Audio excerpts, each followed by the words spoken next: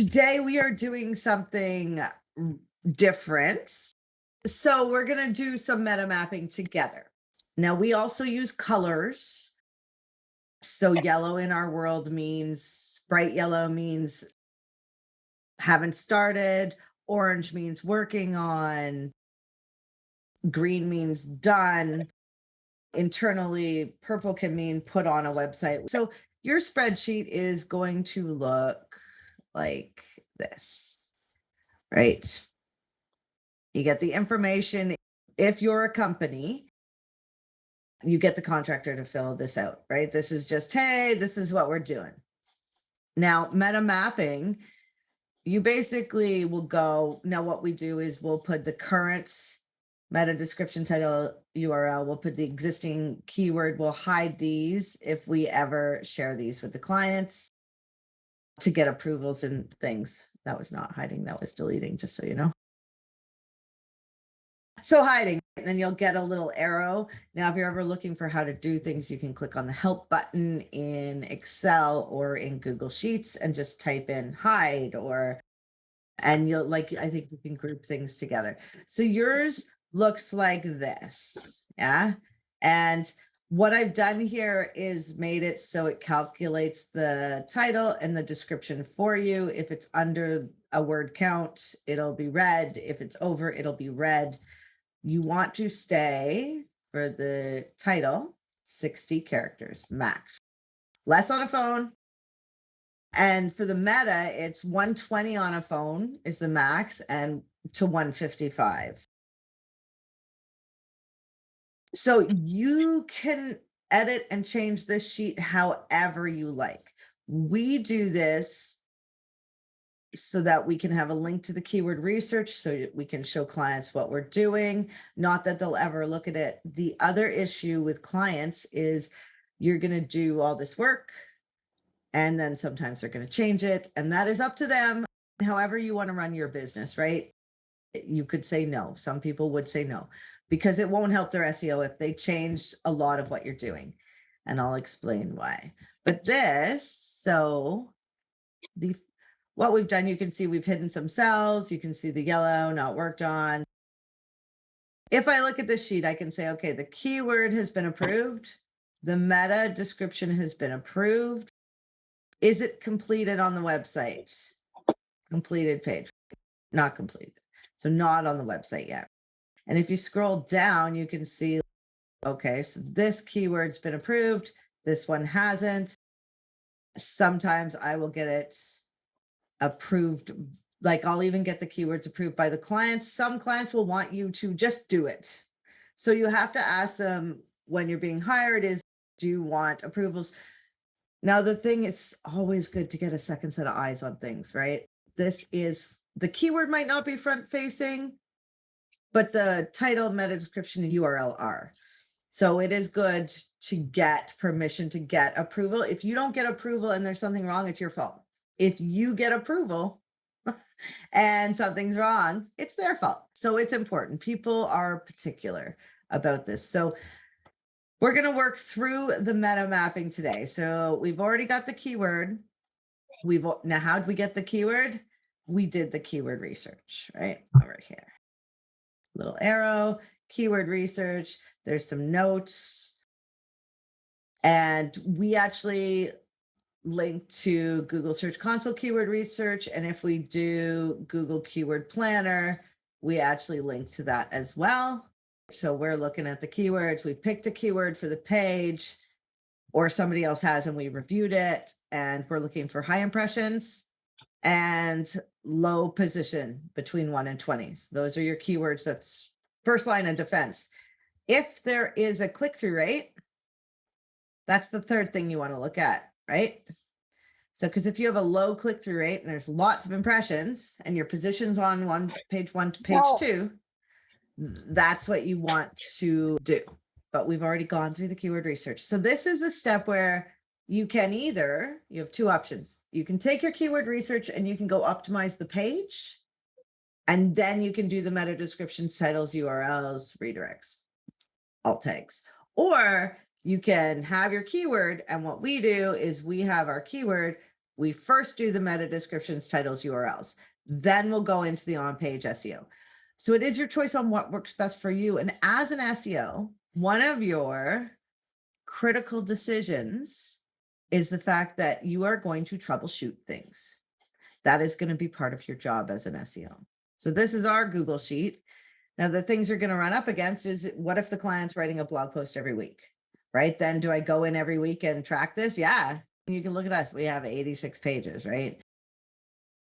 So it can be a challenge to manage this. If you're actually the content writer and you're an SEO content writer, you will probably have something like this planned out, right? So you will be working on your blogs. You will have your blogs with your meta descriptions, titles, URLs. You will do your keyword research. You will do all the things and the stuff. So now that we're here, and you can see we've done some, right? We have proposed keywords, current, we're rewriting. So we're going to write today. We're going to write our meta descriptions, URLs. So what I'd like you to do is go pick a page on the website you're working on that does not, that the keyword you want to rank for, maybe, or you're going to pick a keyword and then you're going to write a meta description with me. And I'm going to write one with you. Now, a couple things we want to remember are, when we did our on-page SEO, we got a guide, right? In that guide, which looks like this, it's got a checklist and it does let you know, a refresher, like what to do with titles, right? What to do with URLs, also called slugs. And so is the keyword in the URL? Should it be? Yes. URL should be short, right? So we'll go over this. And then the meta description. So this gives you all you need to know if you ever need to refer back to that. Now that is in the on-page SEO first class. I'll share it again today in Kajabi so that you all have the checklist if you want it. The things you need to remember. This makes you a good writer because you only have 120 to 155 characters. Yeah. So you need to get your point across. We're going to go through a writing exercise today. So after you pick the page, where I'm going to ask you some questions and you're going to brainstorm some stuff, and you need to think in your client's perspective. Basically, you always want to remember, one of the things we learn in Google Ads is that if you capitalize the first letter of every word, you get clicked on more inside Google Ads, right? So we pull that over into our SEO. Do all SEOs do that? No. Do some? Yes. So it's up to you. This is about how you are going to do your own SEO practice. Things to remember are odd numbers get clicked on more. Special characters get clicked on more, right? So sometimes your client will want like a sentence because they're an English lit person. And for me, what I want, if I'm doing local SEO targeting, I might want the BC in parentheses. I might want to use a hashtag or a question. Questions get clicked on more. So what we're trying to do is use what we learned from our very first class about our perception of what happens on the search engine results pages and why we're clicking on things. And we want to start using that to our advantage. So we're using the psychology behind why people click, and we're using it in SEO, especially for our meta descriptions, URLs, titles.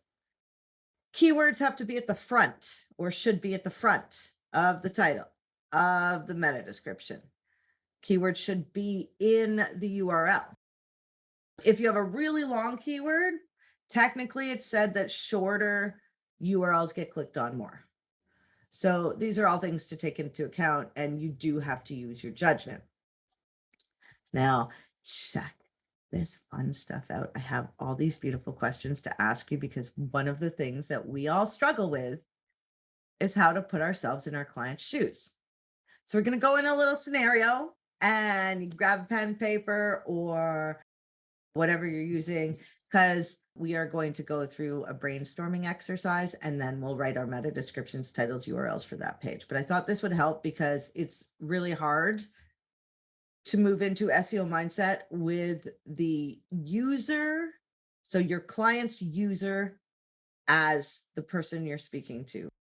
So you want to get rid of words like our services, right? Because nobody cares. Nobody cares that it's yours. What they care about is what they're going to get. What they care about is how it feels. It is hard. I'm not going to, it's not the easiest thing to do. And over time, we all get better and better at it. So, brainstorming. So, the first question, and I want you to write down things for yourself, for your client, and the people using their services. What do they want? Like, what are we helping them get, transform into? For instance, do they want clear communication, or are they about revenue, or do they need somebody they can trust? What is the experience? For example, Candace, you work with a real estate agent. They sell homes are your biggest purchase price. They're the biggest thing you're going to buy. When you have an experience, if you've ever bought a house, you want somebody that's really knowledgeable. You want somebody who knows all the rules and regulations so that you don't have to worry. You want it to be a seamless experience. You want to have fun. House hunting can be fun. The bad part is signing the paperwork and getting all that done at a hero's pace, right?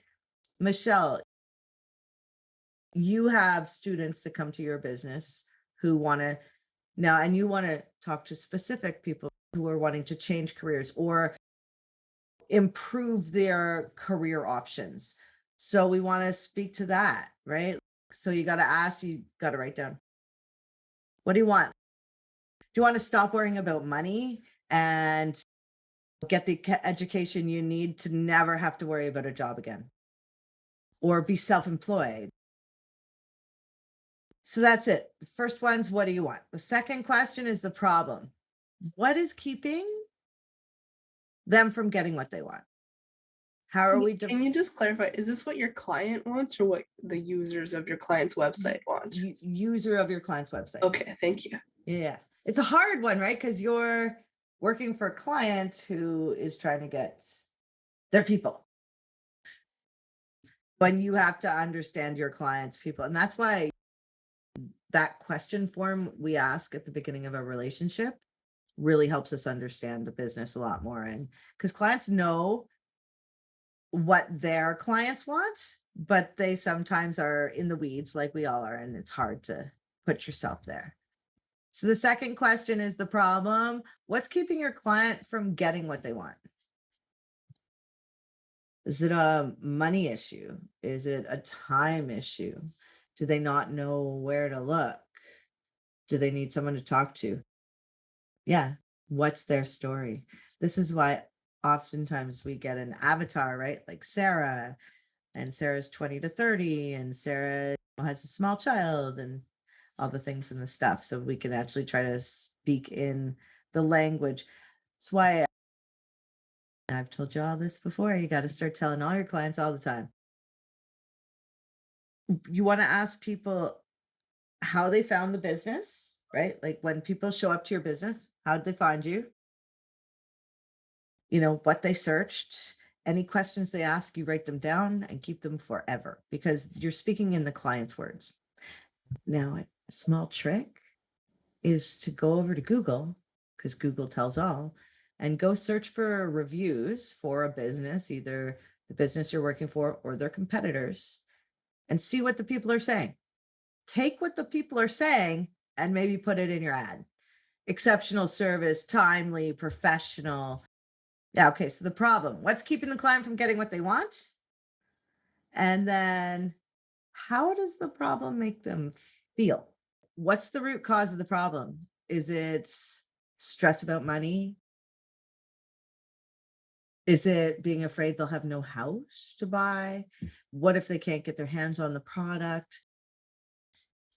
Maybe they're scared because they don't think they have what it takes to get into a program or buy a house or solve their problem. The other thing you might want to ask yourself is, how can your client demonstrate authority? Remember, you only have 155 characters in your description. So do you want to say something like 20 million 5-star reviews, or thousands of happy students, or thousands of employed students, or do you have awards, award winning service or sales target goals? We need to be different with our meta descriptions, titles, and URLs. So we have to think about empathy and empathy. So expressing that you understand, you completely know what it feels like to have the problems that your students are having. So all these little things that I'm getting you to think about, you're going to think about when you're writing these meta descriptions, titles, URLs. Guess what though? Stuff's not written in stone. You can change it later. And then the process or the process your clients go through, right? So that's if you're a business owner. If you're an agency, you expect your client to know the process that their people go through. And that's what you want to mention. So you're trying to basically, you're in your ad, you are trying to stand out on the page. So you're going to use these special characters and all these things, but you're going to try to speak to your, like, the people buying the service like you understand. And so we create EAT, right? Authoritativeness, trustworthiness, just eat. Valen, what's to eat? I was trying to Expertise. unmute. Yes, it was expertise. I was like, bah. I got It's expertise. Okay. So last couple things you want to think about are actions. What's the action you want the person to take who is reading the meta description, title, URL? Do you want them to call now or get a quote? Writing good meta descriptions takes time and practice. So the other things, your call to action, and then some really interesting things to try to write about are like, what's the failure if they don't take the action? What if they don't gain the experience, or if they wait too long? For instance, buying a home. I bought a home and my friend waited. My friend can't get into the market now, like that many years later. So that's a real estate thing. And then what is that successful feeling after they've bought your services? So it's the end of the journey. So again, it's user story, right? They have an issue, they're looking for a solution, and there you are.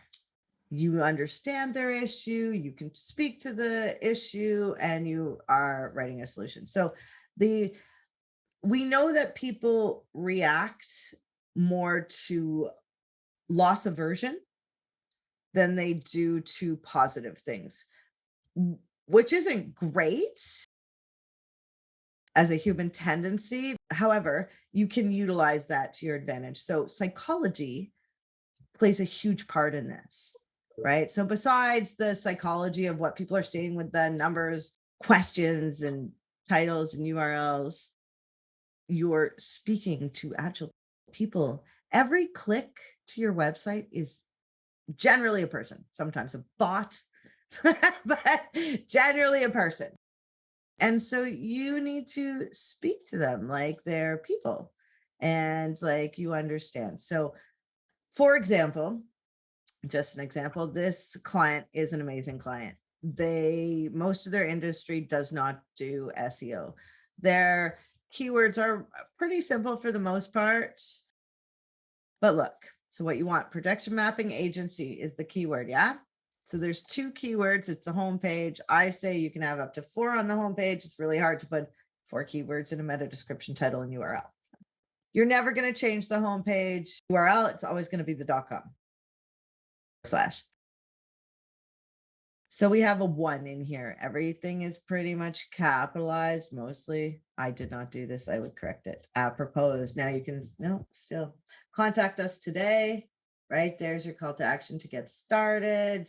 You can see everything's capitalized in the title. We have services. Now, I would tell this person to, hey, This service should be projection mapping services, right? Projection mapping, it should be in there.